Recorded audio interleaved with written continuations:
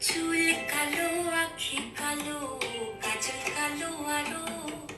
কাজলের চেয়ে কালো কি